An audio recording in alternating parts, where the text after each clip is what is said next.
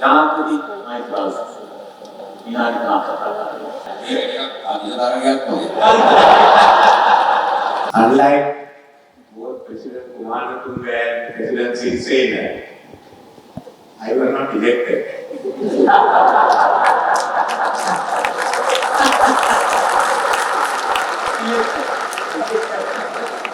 I just walked into the office and sat down. No one was playing me. අපි ආයතනයක් පිළිපෙව්වා. ඒ ආයතනයේ සභාපතිතුමී ඉන්නේ කරු චන්ද්‍රිකා වණ්ඩාරමයි කුමාරතුංග වැඳින්නේ. අපි ඒක ඊළඟ පාඩේ. මේකයි. ඒක දුන්නා ආරක්ෂක මණ්ඩලයේ මම කැදවල නැහැ කියලා. ඒක කතා කරනවා. ඔව්. අපි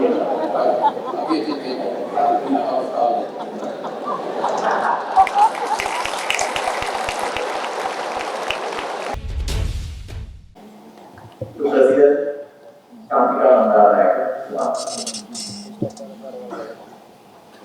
Please, President, when you became the president, in India, you had Nasan Rao, Attitudinal, Dev Gowda. Can we have the photographs on screen? Yes. You dealt with these personalities from around the world. Dev Gowda, Indra Kumar Mitra. In Germany, you had Helmut Kohl. I am just trying to take you back down to memory lane. John Mayer in the UK, Tony Blair in the UK. Then you dealt with Bill Clinton.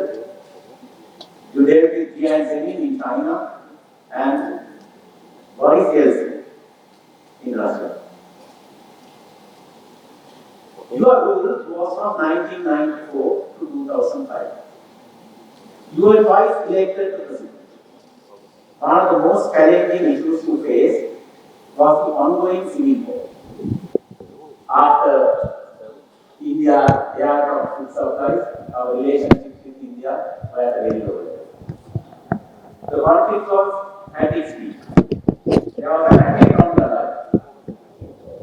The war witnessed severe humanitarian crises and security issues. On the world stage, the Cold War had just ended. Even the members here in this audience, most of them wouldn't remember what the world stage was during that war, and most of them wouldn't have been born. So I just want to take you down and also give the audience the context of this question. In this backdrop, how did you manage to establish relationships with world leaders in establishing Sri Lanka's position, especially given the conflicting interests of global powers, USA, Russia, China, and India? If you can take maybe 4 or 5 minutes.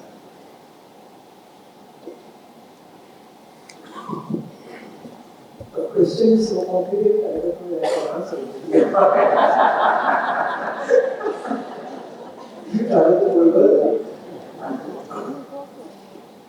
Yes.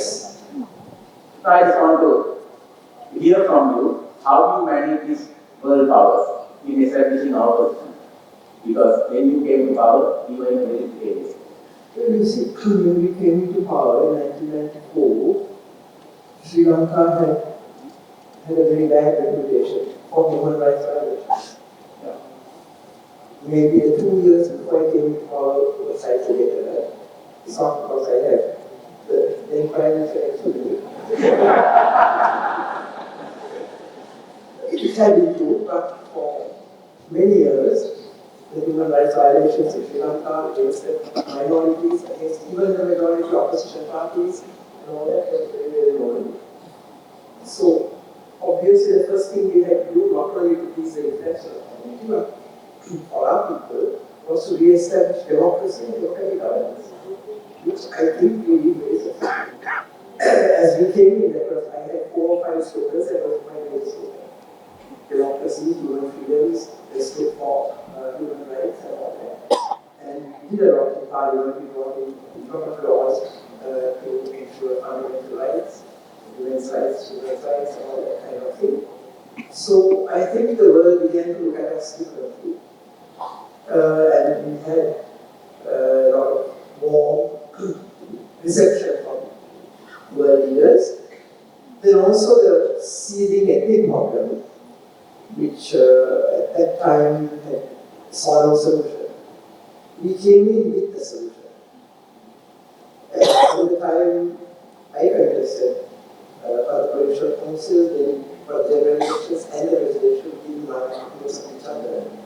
The one major slogan I spoke about was poverty alleviation and distribution of the fruits of economic development which the previous government had actually obtained through the opening up of the economy to everybody, not only to the elite but to everybody, and thereby alleviating poverty various programs.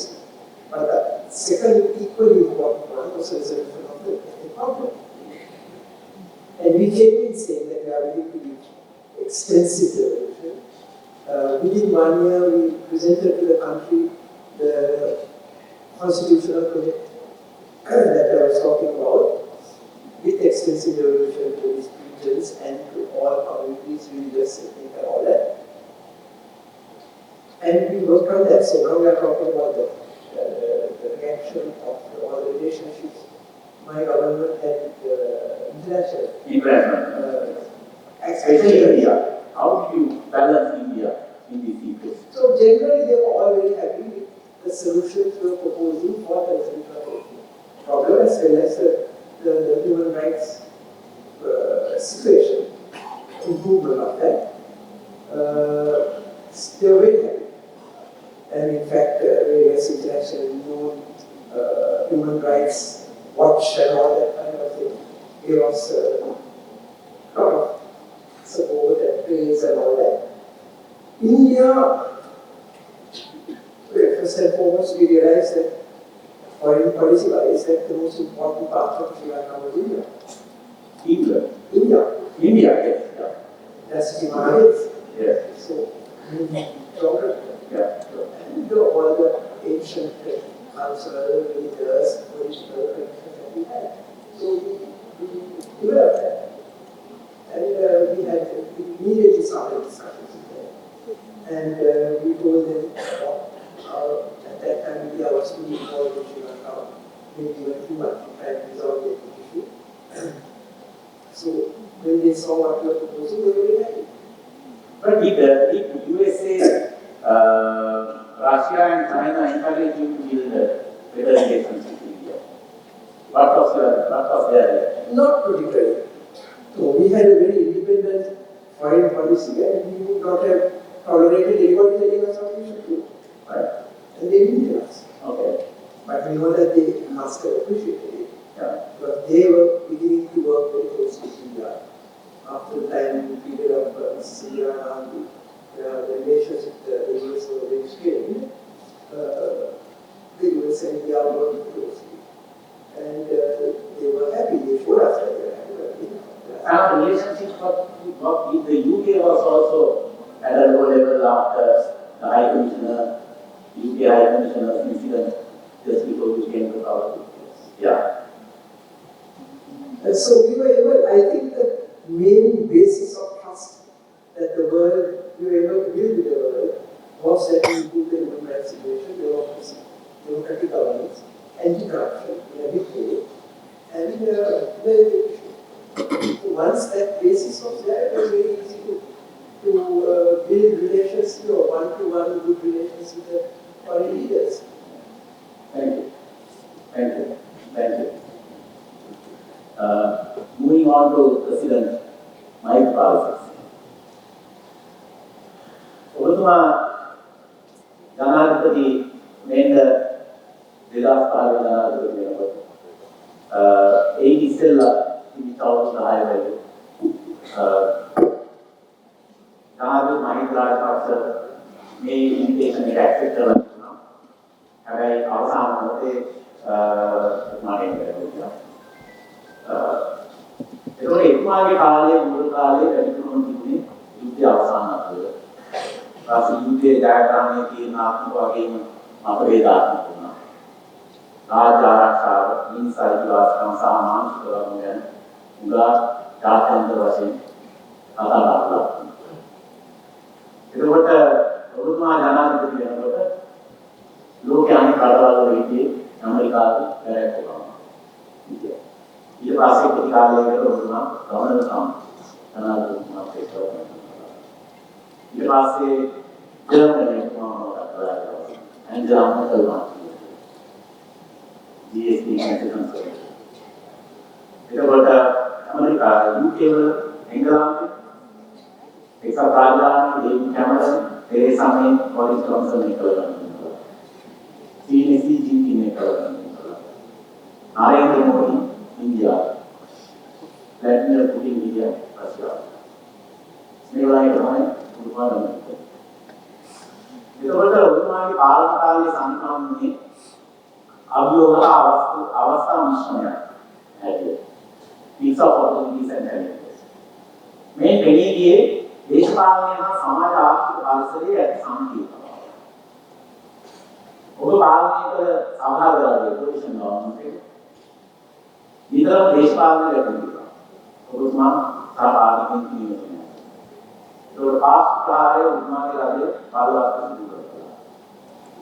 එසේම මේ පාලනය ආරම්භයේදී ඔබ 19 වෙනි ව්‍යවස්ථාව සංශෝධනය කරනවා. යාරා ආර්ථික සුලාවේ ට්‍රාන්ස්පරන්සි යාරා රාජපාලනයට අත්දැක ගන්නවා. ස්වාධීන කරන සදාචාරය. එතකොට මේ පරිසරය ඔබේ රජයේ ප්‍රතිපත්ති සම්පාදනය කරන ක්‍රියාත්මක කිරීමට මොන වගේ බලපෑමක් ඇති කළේ ඔබේ පාලන කාලය තුළ. ඒකෝ මේ ගෝලීය ලෙස බලවත් වගේ ලංකාවෙන් සැලකිල්ලක් දක්වන රටවල ඔබතුමාගේ පාලනය දැක්කේ. මුලින්ම ස්තුතිවන්ත වෙනවා ඔබේ නිවැරදිව සම්මුඛ ආකාරයෙන් පිළිබඳව මම හිතන්නේ මේක ඓතිහාසික සම්මුඛ ලංකාවේ පිටතට මොදුවක් වගේ. ඇත්තටම මම 2015 ජනපිටුරේට පප්පන පිට මගේ අගමැතිතුමා විශේෂයෙන්ම සඳහන් කරන්න ඕනේ අවුරුදු 30ක තිබුණු යුද්ධයක වඩා අසීරු අමාරු කාලයක් තමයි ලෝකේ ඕනෑම රටක යුද්ධයක් අවසන් වුණාට පසුව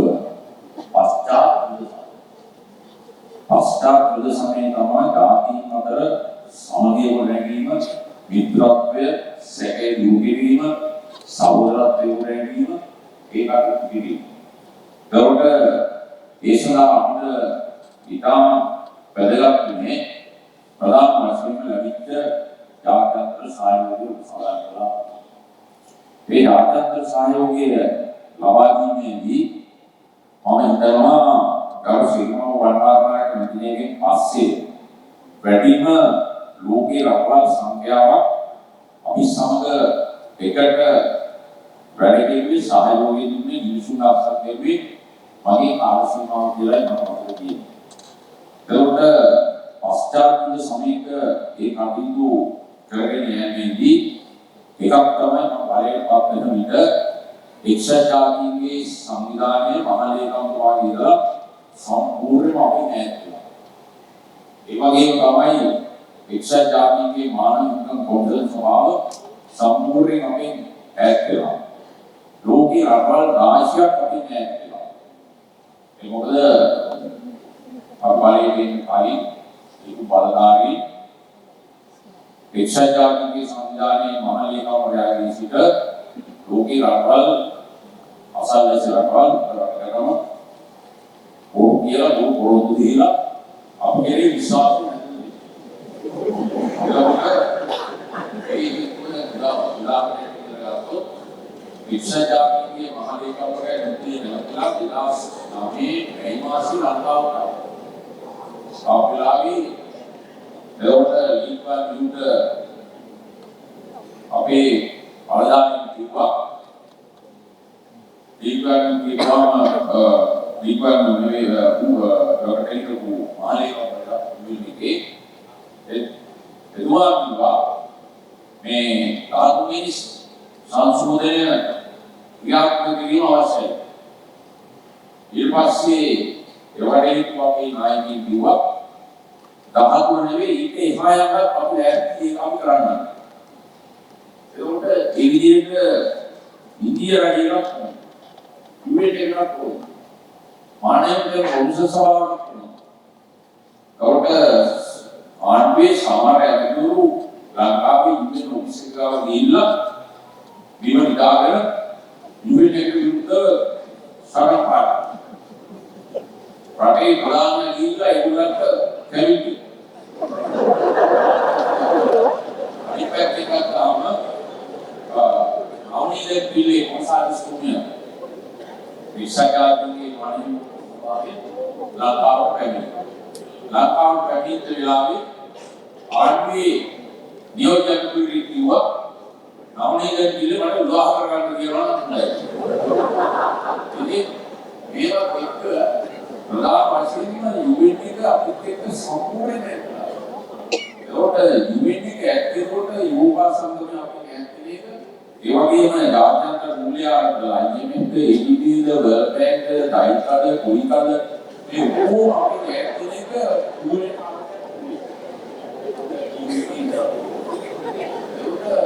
මේ තාක්ෂණයක් එක්ක අපි ලොකු උත්සාහයක් ගත්තා ප්‍රධාන වශයෙන්ම ජාත්‍යන්තර අපි ඉන්දියාවක් කරලා ඒක ඒ අවුරුදු 30ක යුද්ධයෙන් පස්සේ රට දුකී දුක්ඛායයට පත්ලා ආර්ථික වශයෙන් කඩාගෙන ගිහලා ජාතික අතර මිත්‍රත්වය අසංගිය ඇතිලා ඒකත් ඉතා අසීමවම තමයි අපි හිටියේ. නමුත් අපිට අපි ආණ්ඩුව පුරවන්න දුන්නා එක්සත් ජාතීන්ගේ සංවිධානය සහ මානව කොමිසම් සභාව අපිට දුන්නු යක්න උපදේශ. ඒ අපිට ක්‍රියාත්මක කරන්න පුළුවන්. උදාහරණයක් විදිහට එක් පැත්තකින් අබුදාන් පුරවන්න පිළිබඳව කොමිසම් සභාවක් ඉන්නවා. ඒකට ඒ කාර්යය අපි ඊළඟට ජාතීන් අතර රටේ අභ්‍යන්තර සමගිය කිරීම සඳහා විශේෂයෙන්ම ජාතික සමගිය ගොඩනැගීමට අපි ආයතනයක් පිළිපෙවුවා. ඒ ආයතනයේ සභාපතිතුමිය හිටියේ කරු චන්ද්‍රිකා බණ්ඩාරනායක මොහොතක වැඳින්නේ. අපි ඒක ඊළඟට මේකයි. මෙතනින් අපි මුලින්ම ලාස් පාළුවේ ඒ වගේම ලාස්ට් ඒ ආණ්ඩුව කරන්න අපි මේ ආරණාත් එක්ක අපි මූලික වශයෙන් අපි පුළුවන් ලැබුණා ආර්ථිකයේ ගොඩනගා ගැනීම සඳහා විශේෂයෙන්ම ජාත්‍යන්තර සහයෝගය ප්‍රදාන වශයෙන් ලබා දැන් මම ආණ්ඩුවේ සීමාව වඩාරණය කරන්නේ පස්සේ ඒ විචාරය සාර්ථක ජාත්‍යන්තර සහයෝගය දැන් සීමාව වඩාරණය කරන්නේ පස්සේ රුසියාවට රාජ්‍ය සංස්කාරයක් ස්ටේට් විසිටක් මතුනේ මට ජර්මනියට ස්ටේට් විසිටක් මතුනේ මට ඒක ප්‍රධාන වශයෙන් මේකනේ මගේ නමවත් මගේ රූපේවත් සාධිරේවත් පිළිගන්නේ අපේ ප්‍රතිපත්තිවල විශේෂයෙන්ම 19 වෙනි සංශෝධනයේ සම්පූර්ණයි අසුව රටේ දේශපාලන ස්ථාවරත්වය සහ ප්‍රජාතන්ත්‍රවාදයේ අහුරු කිරීම මානවික මූලික විශ්වාසය තාහු කිරීම ඒ වගේම ජාතීන් අතර සිංහල දමිළ මුස්ලිම් මැඩි වර්ග ආගම් ભેදයකින් තොරව මේ සියලු දෙනා එක තැනකට ගැනීම සඳහා ඒකයි මම කිව්වේ පස්චාත් යුද සමයේ යුද්ධයක් කරනවට වඩා අමාරු කාලයක් ඉදිරියට යන ජනතාව. එයයි සහෝදරත්වයෙන් එකට එකතු වීම. ඒතකොට ඒ කාර්යය අපි කළා. දැන් ඊළඟට ඔබ විශේෂයෙන්ම සහෝදරතුමා සඳහන් කළා මේ පාස්කු ප්‍රහාරය සම්පත්තෙන් පාස්කු ප්‍රහාරය කියනකොට මම මේ මහසභාවේ උත්තරේ කොහොමද කියන්න පුළුවන් පාස්කු ප්‍රහාරය පිළිබඳව කිසිදු පොලිසිය හෝ ආරක්ෂකාංශ විධාන්තා බුද්ධ්‍යංශ එනම් රාජ්‍ය බුද්ධ්‍යංශ ජාතික බුද්ධ්‍යංශ මේ කිසිම කෙනෙක් අප්‍රේල් 4 2019 පළවෙනි තොරතුරු ලැබිලා අවසානයේ ඕක පුපුරන දවසේ උදේ 7ට පොලිස් මුද්‍රකයාට ඒගොල්ලෝ අතරේ සාකච්ඡා ගියා නිසා ඒ කිසිම කෙනෙක් මට මේ කාරණා නැහැ. ඒක මොකක් පැහැදිලිවම නැත්නම් කිව්වා. ඒකට අනිත් පැත්තෙන් ගත්තාම මේ අපි බොහෝ වෙලාවට අන්තර්ජාලයේ ඉන්න කම්මාංශලා මුලින් වගේ ඒ සිද්ධිය කියන්නේ රාජ්‍ය ප්‍රතිපත්ති සම්පාදනයේ බලපෑමක් කළා මොකද ඒ විලාසිත වාතාවරණයක් එක්ක. සම්පාදනය ඉතාමත් වැදගත් වෙනවා. ඒකෝට ඒ තුල අපිට උගන්වන්න ලැබුණා ඒ විදිහේ හොඳ වැඩිලක් ඉස්සරහට ගෙනියන්න. ඒ වගේම මම කියන්න ඕනේ බොහොම සතුටින් 1947 ඉඳලා මේ වෙනකම් අපේ ආණ්ඩුවේලා දීප වාර්තාව සංචාරකී කියනවා ගැනීම පිළිබඳව 2018 ම ලංකාවේ වැඩිම සංචාරකීන්ගේ මුදලක් ලංකාවට අද වෙනකම් කිසිම කෙනෙකුට ඒ වාර්තා විඳින්න පුළුවන් වෙලා නැහැ. මම ප්‍රාර්ථනා කරනවා ඉතින් ආණ්ඩුවට අලුත් ආණ්ඩුවට ඒ වාර්තාව විඳින්න කියලා ඒ මොකද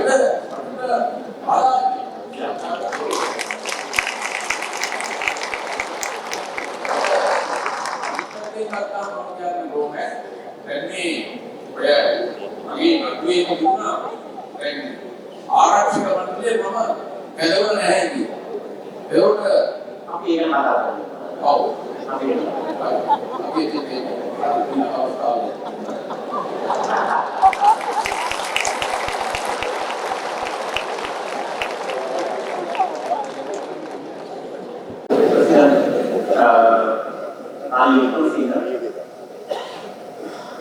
you rule the country from July 2022 to November 2022. In the world, if you take world leadership, you dealt with Joe Biden in the USA, Olaf Scholz in Germany, Boris Johnson in the UK, Narendra Modi in India, Lanka in Russia, Xi Jinping in China. These are the leaders who dealt on the screen. To assume the presidency means one of the most severe crises in the national history.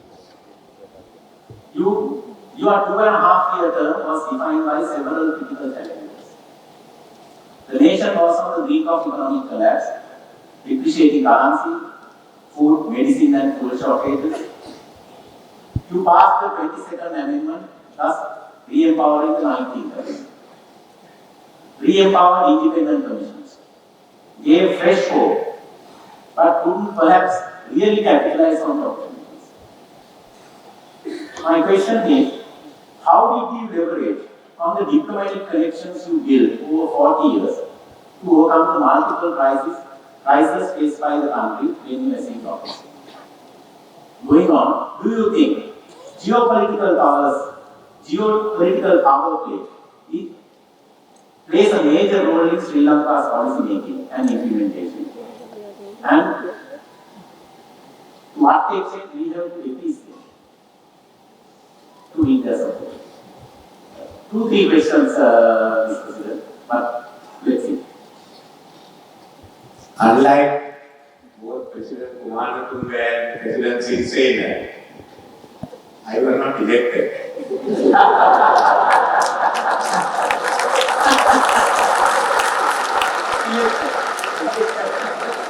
I just walked into the office and sat down, and one was lady.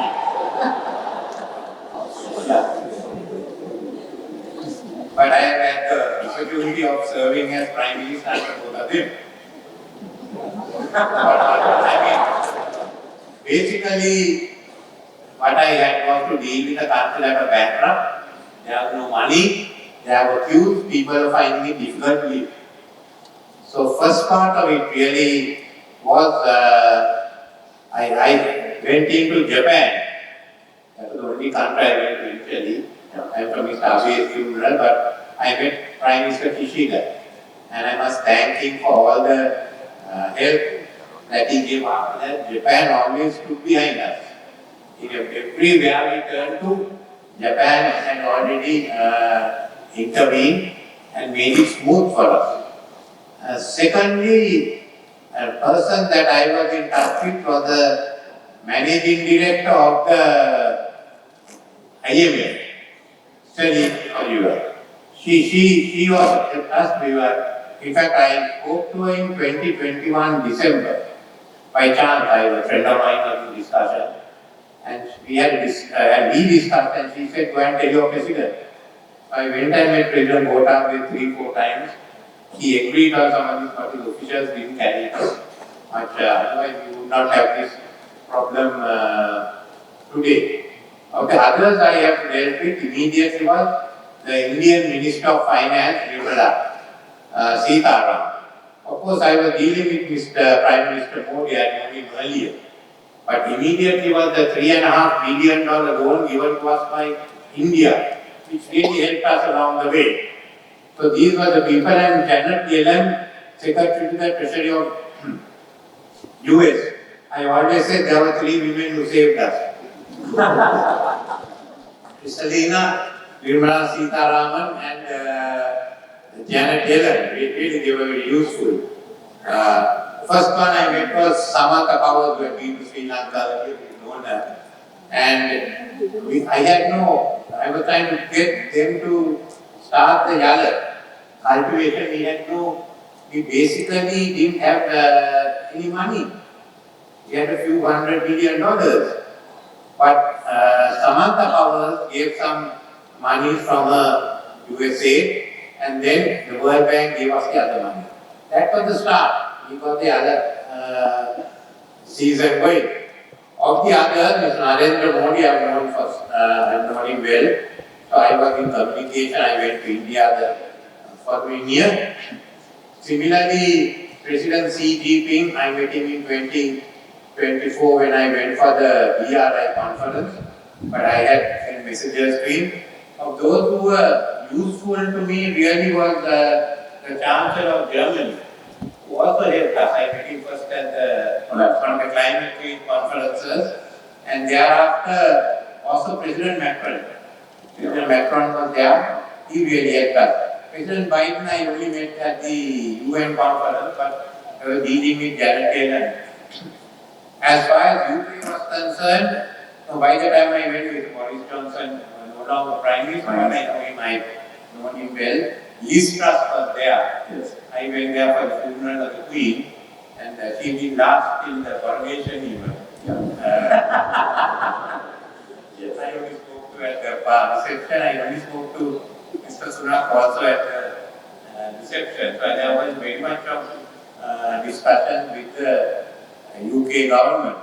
So these were the people I worked with. The South African President, Ramaphosa, was another person. And these were, I would say, the key people who helped Sri Lanka. And the question is now, actually, a lot of people tend to believe that in obtaining concessions or help from various agencies and also countries, we need to make policy decisions to appease them also. And to what extent that is true? Can you tell something about You are an accountant. So when your clients give money, you tell them to go along with what the borrower has done. After all, they are giving their money, they are giving their people's money. So money they have tax from their people and take it. Yes. So what is the employee you give them? No. So that. No, of course, And so what they wanted was, look, 17 times we've been to the island. Yes. 17 times we broken it. Last was when Mr. Maithripala Sirisena was president, we came to an agreement that we'll have a surplus on the primary budget. And we got that, 217, 218, and we had decided on the taxes, how the revenue was to be collected. 219 we fell back because of the bomb, and we had 1 more year to go. And they said, all of a sudden we are doing all the taxes, we are going to reduce it. And Mr. President Gotabaya Rajapaksa presented the budget in November 2019, and he took all the revenue away.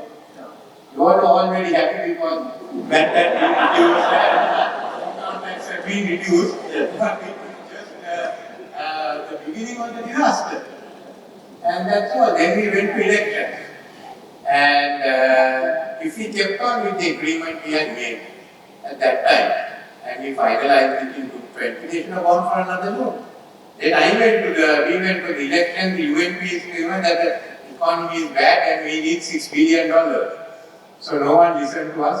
We all lost our seats and had to come back on the national. So really, issue is not only the leader. Yeah. The country and others must take it. So they have conditions which I had to first, no one was giving us money, I had to come to a staff level agreement and then get the final agreement. They wanted to ensure that our debt was sustainable. So the agreement was with the IMF. It's IMF that laid down the conditions, not those countries, not the countries. Yeah. So then they put down the conditions that were necessary. I have to agree to it. What can I do? I can't go and argue. You are saying China is saying, India is saying. You went to that, what are reasonable? From there, we talked to them. It was agreed by the OCC plus China, and then finally the creditors have agreed to it. So this is what I did till the day of the election. We finalized it about 2 days before the election. But now, is the debt sustainability? You have to put that into action. I went and I bought in the economic transformation, I put the conditions in. Now, how are you going to meet that? That is the main issue. We'll come to that in the next round. So, as far as they are concerned, it was their money, but they had to precedent which applied to all other countries after us. I think we got a good deal, and it's up for us now to fulfill. Thank you. Mr. President and Mr. President, I want to inform you that the technical committee of the Institute in organizing this event was inspired by a similar event that took place in 2013 in the USA on the occasion of dedicating President George W. Bush Library at Southern Methodist University in Dallas. That's the first occasion where multiple presidents of one country sat down for a discussion like this. The second occasion was a few years later in Spain. 3 prime ministers sat down. And it is a history-making event, and it is the first time in Asia and the third time in the world that such an event is taking place where multiple presidents of the country are coming together to discuss the issues and challenges.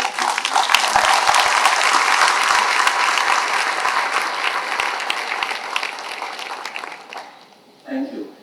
So, I want to President Chandrika Bandaranaike, you took bold initiatives to resolve the ethnic conflict. Initiated dialogue and proposed constitutional changes. You alluded to it. To address grievances. You had to work with a fragile parliamentary majority. That perhaps diverted your attention from more pressing economic and social issues. I don't know, you'd like to hear from me. But nevertheless, you also initiated several economic reforms aimed at liberalization and encouraging foreign investments. You undertook a big privatization drive, starting with plantations, that reduced the burden of state enterprises, loss-making state enterprises from the government. What were the other key initiatives you wish to implement but couldn't? And also, what are the key achievements you are proud of? Anything you could have done differently? I'll ask follow-up questions. Can I start with the last question? Yes. Anything you could have done differently? No. I want to ask. One people ask. What are the other key achievements? What are the achievements you are proud of? I can't say I am proud of it. All of us who are part of it will be proud of it. Well, you talk of the economy. Yeah. That was the second slogan that we were yet to run. We talked of the SLFP, which I chaired at the time, had a socialist economy. And they were against private enterprise. They were nationalizing lots of things, and that was one of the reasons that the Western world was very worried about my country. Yeah. We were able to assure them. So we realized that the world had moved forward far from where the SLFP had started its socialist economic policies, and the world had accepted the free market economy. Yeah. Yes. So I came on to the concept that even I found it difficult to accept it first because I was a socialist economist. But practically, You are more socialist. Definitely. Yeah. So But then we realized, having analyzed it through my studies and everything, that we had to accept the free market economy. So we presented the concept of the free market economy with a human face. That was the slogan. Yes. And I can remember some leading businessmen in Sri Lanka, when we used to have discussions with the private sector, very sarcastically asking me, "Madam, what's this human face you are talking about?" And then I explained to them, the human face was sharing the profits of the free market economy as much as possible, equally with all sectors of the population. Our Samadhi program, the Sumatra program, which was SME's program where we gave loans at 6% when it was going at 20% in banks. To 500,000 young people who started 500,000 small and medium enterprises, employing about 2 million people. And it continued very well till the change of government, and for about 2 or 3 years after that, because of the lack of support from that government. So that was the kind of human base. The increase of public servant salaries by 5 times, by 500% in 8 years, and all this. So obviously we were moving forward with the times. And one thing I can say I'm very proud of, well not I, we should be all proud of, is that while we were waging a very expensive war, we were able to achieve a lot of economic progress. A lot of people don't know this. We were able to triple, increase by 3 times per capita income. In 1994, per capita income was at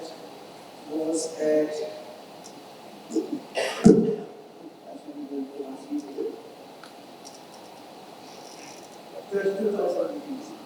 In 2005, it had increased to 104,000, 3.5 times. GDP increased by 3.5 times in the first 8 years of our government. Inflation went down from 13% to 8% while the war was going on. And the common criterion that one uses, economic growth rate, with the war going on, increased from 5.6% in 1994 to 6.2% in 2005. Okay. It was a minus growth rate only in the year 2000, the year that following the bombing of the airport. And the destruction of the airport and the Sri Lankan Airlines planes by the HT. But we recovered again in 1 year. So, I think foreign assets, for example, that we are talking about, were at 1,000 billion, say $2,000 million in 94. When we handed over the government, it was at $3,500 million, even with having spent lots of money on the war. So I think that is a reduction of industrial zones we increased by 2.5 times. There were 4 industrial zones when we came in. There were 10 with the government. Export income increased from rupees 88 billion to 400 billion. More than what in time? So I can 88 to 400 billion. This is with the war going on. And I would say the most crucial question that you should ask me, how do you do it? I would say it was 2 or 3 things. One is that we had a very clear policy, the government agreed with economic development. There was a vision and a clear action plan with targets. I, as finance minister also, used to insist on targets. We had a 5-year action plan divided up into annual plans, and every month I sat with the important ministries reviewing the progress. And if there was no progress, I would quietly reshuffle the cabinet and change the minister. I could be sacked because we had only 1 vote extra in parliament. These people are making So, and I would transfer the secretaries of the ministries who were not performing. So clear action, clear vision, strategic plan, action plan, reviews, and insisting on performance. second most important thing, and I saw that, is the anti-corruption program we follow. From day one, I came in screening on platforms and elections, and I will hang from Walter's Green in Bollywood, not in the government. I will hang maybe the rock in Walter's Green, but We talk about it in detail. we will come back. Yes. Okay. We come back. We followed a very clear program for anti-corruption, and I would boast, if I can say so, that I'll give you that option. since maybe about 77, Yeah. before that, since 77, the least corrupt government was mine. We come back. We come back. And I can tell you. We come back. We come back. And did you also ask the question about the education? No. That you are not doing that. That was my first.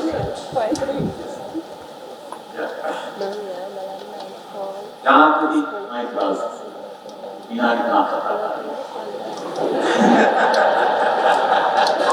නෑ ඒක නෙවෙයි. ඒක අධිකාරියක් වගේ. ඒක නොවෙන්නේ. ඔබ රාජපාලේ මම ඇත්තට මේ බෑග්ග්‍රවුන්ඩ් එක කියන්නේ එතනින් සමහර අයට මේ බෑග්ග්‍රවුන්ඩ් එක මතක් කරලා දෙන්න ඕන අපිට. නැත්නම් අපි හරියට මේ ප්‍රශ්න අහන්නේ මොන කන්ටෙක්ස් එකකද කියලා මොන පරිසරයකද කියලා සමහරවිට අපිට හරියට මතකයක් නැතිනම්. ඔබ රාජපාලනේ බාර ගන්නාට පරම්පරාවක් වෙනස් කරනවා. ජෙනරේෂන් එක චේන්ජ් වෙනවා. අලුත් පරම්පරාවක අලුත් බලාපොරොත්තුවක් තමයි යහපත් රාජකාරී. විවිධභාවය, ප්‍රජාතන්ත්‍රවාදය කියලා තමයි. ඒතර මේ වගේ විශාල බලාපොරොත්තු සමග ආර්ථික හැසිරීම සහ සමාජයේ කියන විශාල ලක්ෂණ. ඔබ ජනාධිපති දුරේ ජනතාවට සමීප කිරීමට විශාල උත්සාහයක් කරනවා. මතකයි ඒක අවස්ථාවකදී ඔබ ඔබතුමාගේ වෙබ් අඩවිය අනවසරයෙන් දිවිසෙත් දරුවෙක් ගෙනල්ලා එයාගේ අධ්‍යාපන කරලා එයා සම්පූර්ණ ඒ ජනාධිපතිතුම සමාජයට ලක් කරන්න කරන උත්සාහය. අනිත් තමයි අපිට. නමුත් ඒකට මගේ ප්‍රශ්නේ තමයි මේ ජනාධිපතිතුම බාර ගන්නකොට අතීතයෙන් එන බාර සම්මි කරපාට. එතකොට මේ බාරත් එක්කලා කිටි කාලයක් ජනතාවගේ අපේක්ෂා කරන මොකද අපේ රටේ මුලා දැන් තියෙන්නේ පාවෙන සම්ම විතරම පාවෙන. ඒකවල පාවෙන්නේ නැතුව තියාගන්න ඒ බලාපොරොත්තු ඉක්මනින් ඉෂ්ට කිරීමේ අවශ්‍යතාවයක් තියෙනවා. ඒකවල මේ බලාපොරොත්තු ඉෂ්ට කරගන්න රාජපාලනේ කරන්න හදපු ව්‍යුහය වෙනස්. කොච්චර දුරට සාර්ථකයිද? සමහර දේවල් වෙනස් විදිහට කළා නම් හොඳයි කියලා දැනෙනවා ආපහු. ඇත්තටම නිකාම් සතුටුමයි ප්‍රශ්නේ පිළිබඳව මොකද මේ රාජ්‍ය පාලනය පිළිබඳව සමාජයේ තුළ තියෙන කතිකාවත සහ විවිධාකාරී මාධ්‍ය වෙන්න පුළුවන් විවිධාංශ වලින් කතා කරන දේවල් ඒවා එක පැත්තකින්.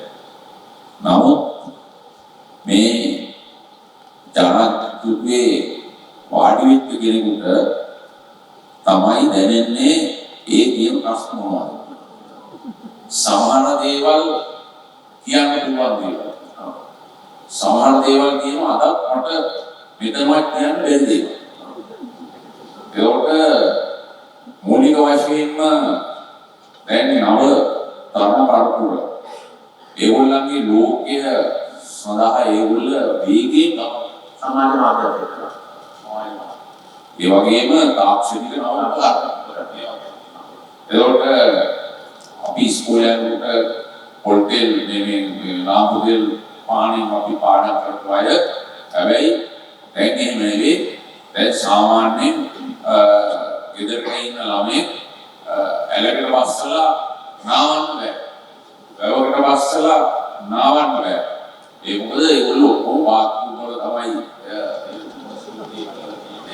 ඒ විදිහට ඒගොල්ලන්ගේ මානසික තත්ත්වය ඒකයි. ඒකට මේ නව තාක්ෂණය මූලික වශයෙන්ම අපි කොහොමද අපේ රටේ දියුණුව සඳහා අපි පාවිච්චි කරන්නේ කියන කාරණාව නව පරපුරක් එක්ක. ඒකට නව පරපුරේ අදහස් එක්ක තාක්ෂණය දැන් එක පැත්තකින් තාක්ෂණය අපි හිතුව මොබයිල් ෆෝන් එක ගත්තොත් ඒක හදපු විද්‍යාඥයා ඒක හැදුවේ මානව වර්ගයාගේ යාපන සඳහා. නමුත් දැන් අලුත් වාර්තා මම හිතන්නේ කියනවා බොහෝ වෙලාවට පෞද්ගලික කාල සීමාව තුළ ඒවා එළියට දැම්මේ නැහැ පොලිසිය හෝ රජය මගින්. දැන් ලංකාවේ සීදී නසා ගැනීම විශාල වශයෙන් වැඩි වෙලා තියෙනවා. ඒකට මේ සීදී නසා ගැනීම වල වැඩි පිරිසක් ඉන්නේ තරුණ ළමයි. ඒකට ඇයි ඒගොල්ලෝ සීදී නසා? ඒකට මේ තියෙන පරිසරයත් එක්ක ඒගොල්ලෝ බලාපොරොත්තු වෙන සමාජයේ ඒගොල්ලෝ මොබයිල් ෆෝන් එක තියාගෙන මුළු ලෝකෙම දකිනවා. ඒ මුළු ලෝකෙම දකිනකොට ඒගොල්ලෝ ටෝකියෝ නගරේ ගෑන්ලාමි ලස්සන අලුත් ගවුමක් ඇඳලා කියනවා නම් ඒ ඩිසයින් එක එයා දකිනවා. ඇමරිකාවේ එහෙම අපි කලින් දැනුමක් ඇඳලා ඉන්නවා නම් එයා ඒක දකිනවා. ඒකට එයා ඒකන බලාපොරොත්තු වෙනවා. හැබැයි අපේ රටේ තියෙන ප්‍රශ්නේ තමයි අපේ දේශපාලන සංස්කෘතිය, සමාජ සංස්කෘතිය, ඒ වගේම සංස්කෘතික වශයෙන් තිබෙන විවිධ ශ්‍රේෂ්ඨත් එක්ක මම විතරලා ගන්න වෙලාවක් නැහැ. ඒ ගත්තාම අපි අපේ සිතුපැතුම් එක්ක අපි කොහොමද අපිට ගැළපෙන ආකාරයට Taman දියුණු වෙලා රට දියුණු කරන තැනකට අපි යන්නේ කියන ප්‍රශ්නය තියෙනවා. දැන් බලන්න චීනය වගේ රටක් ගත්තොත් චීනය මුලින් මාවසේතුමා දියුණු කරලා මේ ගස්වල පොළ පොතු කාලා තමයි විප්ලවය කළා එතුමා ආණ්ඩුවක් හැදුවා. ඒකට වියට්නාමයේ ගත්තාම අපි දන්නවා එමෙන්න යුද්ධය අවුරුදු 27ක් විතර තිබුණා.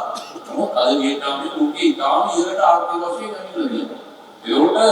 ඒකට ඒගොල්ලෝ කොහොමද දැන් අපේ තරුණ පරම්පරාව බලාපොරොත්තු වෙනවා. ඇයි අපිට මේ වේගෙන් මේක මෙතෙන්ට ගේන්න බැරි? ඔව් මේ දේ අපිට තේරුම් ගන්න.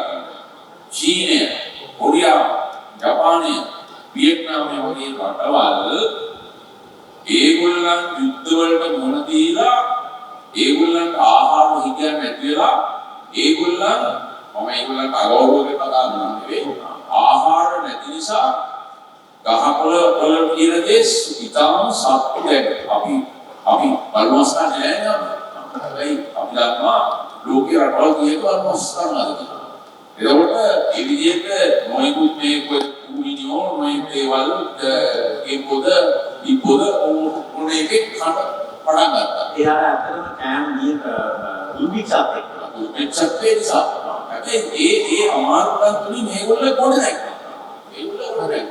හැබැයි අපේ රටේ අවුරුදු දහස් ගානක ඓතිහාසික රත්නයක් ගත්තාම අනුරාධපුරයේ අවුරුදු 110 ගානක් කොණාටි අවුරුදු 200 ගානක් එතනින් දමදිනේට ආවා ඇතවල්පුරේට ගියා යාපහුවට ගියා ඊළඟට කූටේට ආවා ඊළඟට මානුවලට ගියා ඒ පැමිණලා 505 ඉඳලා අපි විශේෂයෙන්ම ආදේශිකේ ඉඳලා මේ ඉංග්‍රීසියෙන් දක්වා පාන්කාල සීමාවල තුල අපේ ප්‍රශ්න රාශියක් වෙනදෙන්න සිද්ධ වුණා.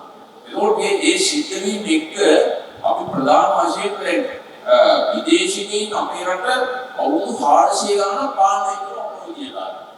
හැබැයි අපි දැන් කීයද අවුරුදු 78ක් ගත්තා. ඒකෝට අවුරුදු 400 ගණන් රට පාලනය කරපු අයගේ තිබෙන සිතුම් පැතුම් සහ අදහස් එක්ක නව තාක්ෂණයක් එක්ක අපේ දරුවෝ තරුණ අය තරුණ පරපුර බලනවා වේගෙන් කොහොමද අපි ඉස්සරහට යන්නේ. හැබැයි වේගෙන් යන්න බෑ. ඒකට රටක් ලෝකේ රටවල් දියුණුවලා කියන්නේ කොහොමද කියලා අපිට. දැන් ඇමරිකාව වගේ රටක් ගත්තාම අපි ඉන්දියානු කාර්ය තමයි අපිට මුලින්ම ඉන්නේ. ඒ ඉංග්‍රීසි කියලා විද්‍යාල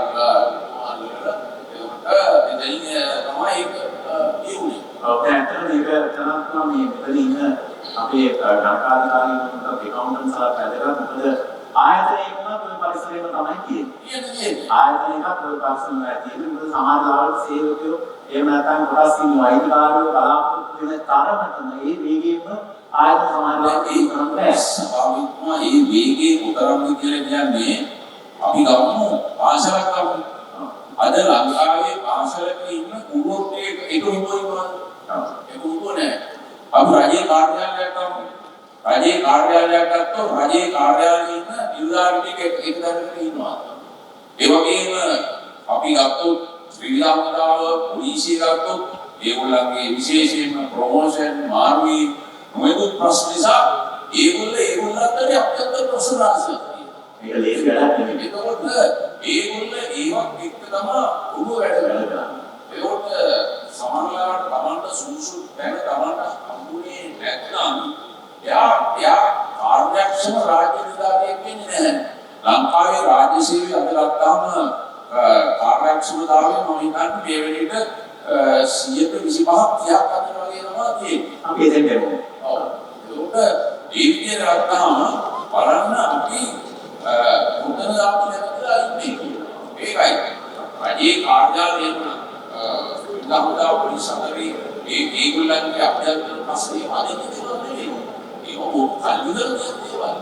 ඒකට ඊළඟට දැන් ගම සංස්කෘතිය ගත්තාම ගමේ සංස්කෘතිය අපි පොඩි කාලේ වගේ දාලා මොනතරම් වෙනස් වෙලා දැන් අපි ගමේ ඉන්නකොට පොඩි කාලේ ගමේ වෙනමාත්‍ය ගමේ ආරක්ෂක මාත්‍ය ගමේ විධාන මාත්‍ය ගමේ සාස්ත්‍රීය මාත්‍ය ගමේ පන්සලේ අපි ඉස්කෝලේ ඒ කාලේ ඉස්කෝලේ ලොකු මාත්‍ය අපි ඒක දිගටලා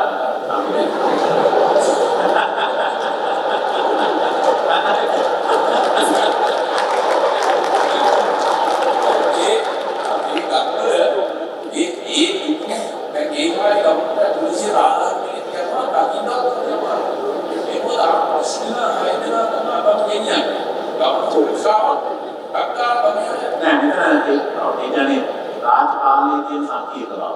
ඒ කියන්නේ අපේ විවිධ සංස්කෘතියක් මේ රාජ්‍ය කවුරු ගානක් තිස්සේ රාජ්‍ය පාලනයේ තියෙන හැඩයක් විදිහට එක ගත්තාම ඉතා ඉක්මනින් නැස්තිලි කාරණ සෑහෙන්න අමාරු ප්‍රජාතන්ත්‍රවාදී රටක මේ පාර්ශවයක් කියන රටක. Then my question is to President Ranil Wickremesinghe.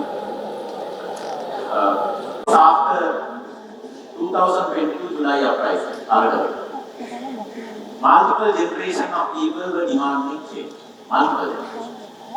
You worked with a coalition government. Public trust in government had faced severe erosion. Fulfilling expectations of change while facing the economic crisis and balancing the government would have been nothing but easy. During your political career, peaking in 2.5-year presidency, how did you see the expectations of multiple generations change? Especially, they demanded intense change in line with other countries that leapfrogged into being developed nations. Social media made a massive impact on effective change. My question is, what were the challenges you faced in delivering reforms in democratic institutions, transparency and good governance? Do you think the progress you made in your 2.5 years was enough? Yes, I mean basically before doing all of that you have to live. Sorry, pardon me? Before doing all the changes you have to live. Yes. I mean you have to eat, drink, be able to travel, have your day-to-day life. So I took it a situation when all that are broken down. Yes. System of government are broken down. Yes. Why not was not there? So what the priority you have to give? You are a bankrupt country, economy was bankrupt, you had no money. Basically, we had only about $2 million in our reserve. Yes. Sometimes daily we are looking for money. So you have to get the country functioning again. You have to get the economy functioning. So what did I do? We gave 100% of the time we were focusing on getting the economy back. Yeah. Getting out of the bankruptcy state. Yes. As I said now, we have come to an agreement on sustainability, and on that we will find in the next few months that the bank will remove all the foreign financial institutes will deal with us again. Our foreign aid program will start, but that was achieved. Then second part is how do we fulfill the debt sustainability? For instance, our revenue must go from 12% of the GDP to 15% of the GDP in 2027, that's 1% every year. Yeah. Then you have to have growth. Then you have the expectation for dealing with corruption. All this was built into the stage 2. For instance, IMF also raised the issue of corruption. I accepted the need for corruption, anti-corruption measures. We brought the Anti-Corruption Act, which is the first modern act. I think after the 94 Act, we had not updated. Then we have the governance diagnostic under which now we have gazetted the proceeds of crimes. Everyone talks of getting the money back, you can trace it, but you have to have a law, and even that is a 10-year process. Then there have to be amendments to the Money Laundering Act. There have to be amendments to the Companies Act, some other laws, which would enable you to really start probing. These are the experiences of other countries. The IMF brought us the best possible advisors on this. Then we have to upgrade our bribery commission itself. For a long time, we have not paid enough attention, and if you got, we have to get our officers trained. It's a question of looking at various returns and then deciding what has happened. There are no other way. And they agreed to do this in the next 3-4 years. But if you say that you can stop corruption immediately, everything will come to a halt, no, that I don't think was possible. We said what we have to say. And secondly, we have so far not found any money outside Sri Lanka. Right. Even if you find money, the question is, it will take you 10 years to get it back. So it is not relevant to dealing with the economy. My first one was to prevent corruption in the future and then punish all those who are there. So if we go through this, we will have the best anti-corruption system in the whole of South Asia. And even some of the Southeast Asian countries won't have that. Secondly is to go fast. That's why we brought this new program of accelerating growth. You have to move fast. At least go to about 8% growth in the next 4 or 5 years. Move ahead. Modernize the economy. And that's the whole series of funds. Now, those is what we put into the country. That's the only way you can go forward. But the electorate has rejected it. So you are not going to move forward. And that's it.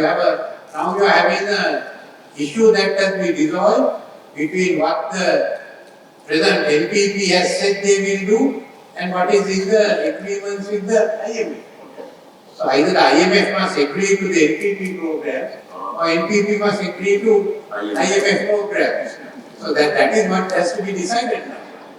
But if you agree to the IMF program and what I have said, then you are going against the wishes of the electorate which we have rejected. So basically, that's a dilemma others have to deal or not me.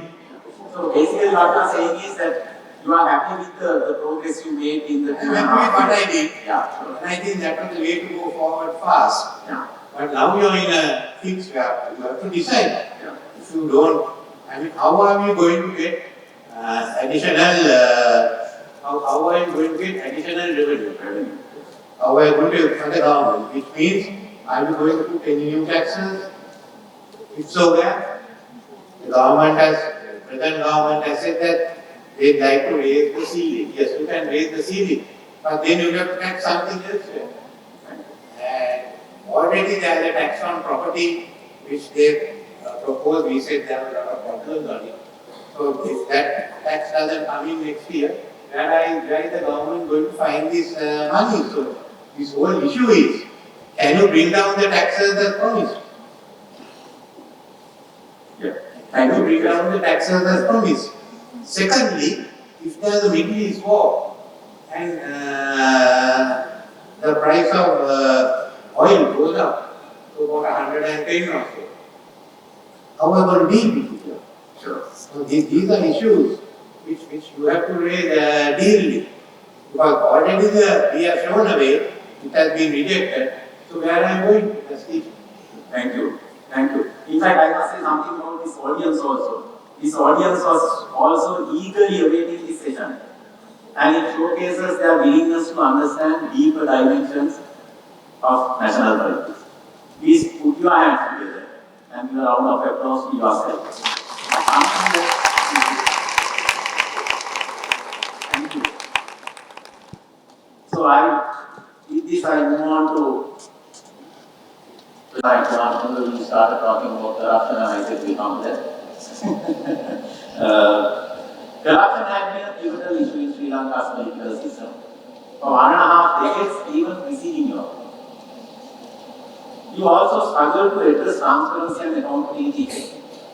Corruption Perception Index slipped from 57 in 2002 to 67 in 2004. We dropped 10 positions in 2 years, Sri Lanka, according to the Corruption Perception Index. Can you tell us about your approach to tackle bribery and corruption during your term of office? What were the barriers and limitations you faced in implementing your proposals in this regard? And we would like to know also, is our corruption largely attributable to institutional? I hope it's a fair question by the audience.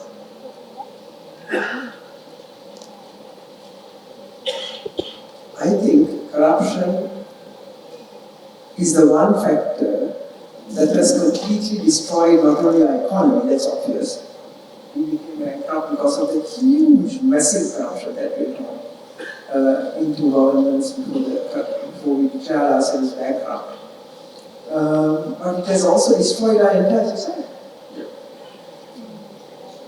From the small child upwards, the whole attitude of corruption, the lack of ethics that was also with corruption, and the lack of action against that kind of thing. And when I say corruption, it's not only financial corruption, it's corruption politically. For example, nepotism is corruption. You come to power and you fill your ministry with all your family members. So, that is also corruption. It's not the qualified people who get the jobs, it's the family members because of the blood connection. So naturally, government goes down. So I think there has to be a massive program against corruption in every form. It has to begin with the schools. It has to begin with year 1 in the schools. Education. Children's attitudes have to be completely changed. The education system has to be overhauled. It has to be stood on its head and completely overhauled. It's archaic. It's completely pre-modern. The education reforms, which another thing that I'm very proud of, which we brought in and were congratulated by World Bank, by this one, that one, IMF, and the whole world on it. We achieved a lot. The results, the statistics for it. All those things were just left to fall by the wayside by the next government, and nobody else picked it up. So for 20 years, the education system is just rotting there. Not only are the children not taught properly to face up to the challenges of the modern society, modern world, they also don't have any ethics. You don't have school or ethics up. Human beings. So even the temples don't teach that. I don't know if the churches do, but the temples do. So,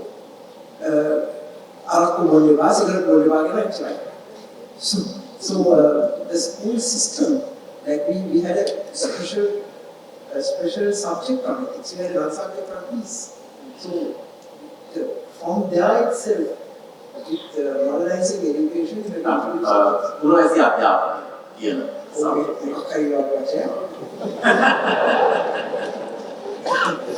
and that is how you build leaders. Again, the attitudes of the people have to be changed from the small child. Then, of course, we have to have we have the laws. I don't think we need any more laws for mind corruption. We have all the laws. We still need more. Well, I'll be very happy if more laws there are better because we stop this scourge in our society. So, more laws are required, yes. We brought in a lot of laws in 94 against corruption. We built the Bribery and Corruption Commission. There was something that we strengthened it. The government of President Vikram Singh brought in new laws recently. So the laws have to be there first. Secondly, you have to have systems and procedures. Laws are not enough. Systems and procedures to control corruption in government. the font of corruption in government are tenders. There have to be very clear tender procedures.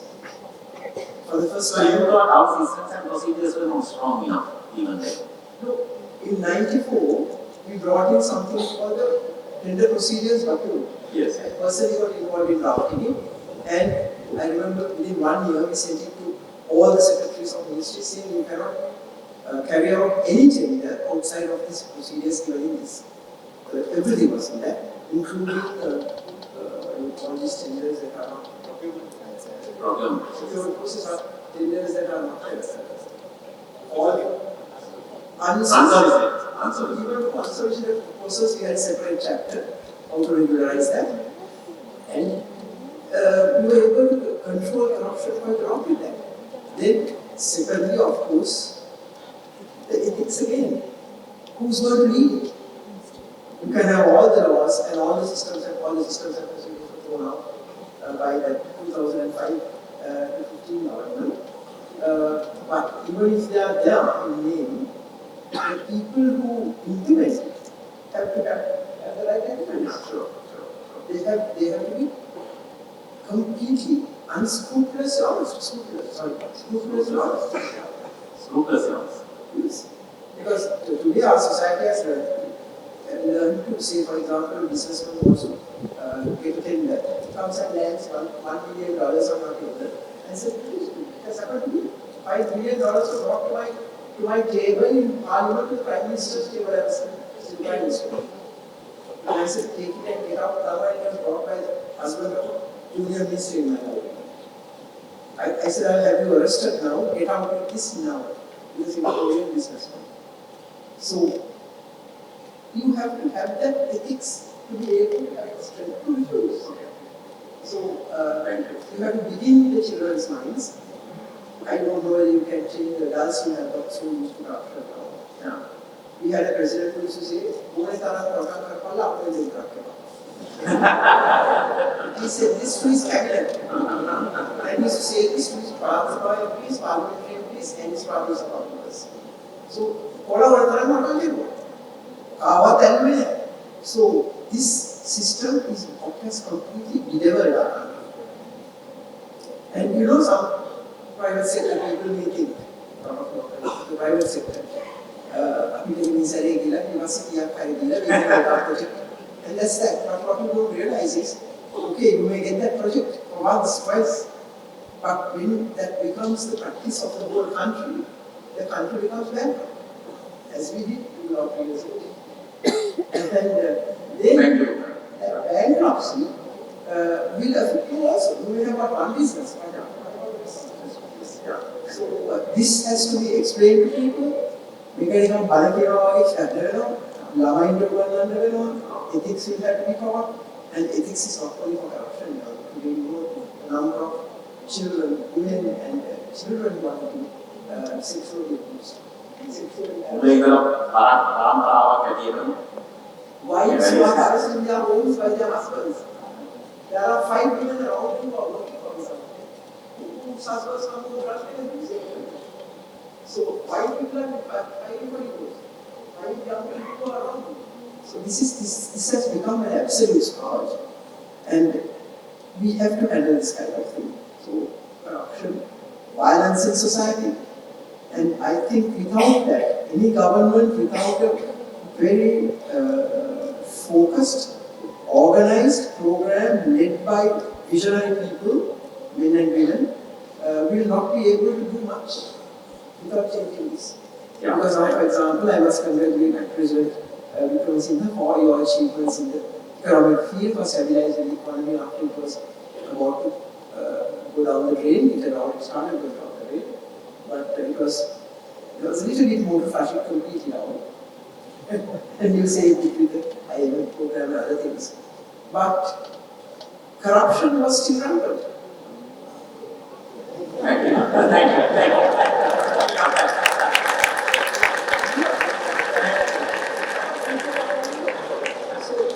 If that continued, even the achievements, even your victories may become failures. Because what you gain from there, you are losing from the other side. And you can't develop the country. Okay, you stabilize the economy, but the very next step is to develop education. Educate our children so that they can take up the challenges, agriculture, agriculture industries, small industries, SMEs and all these. For that kind of development, you need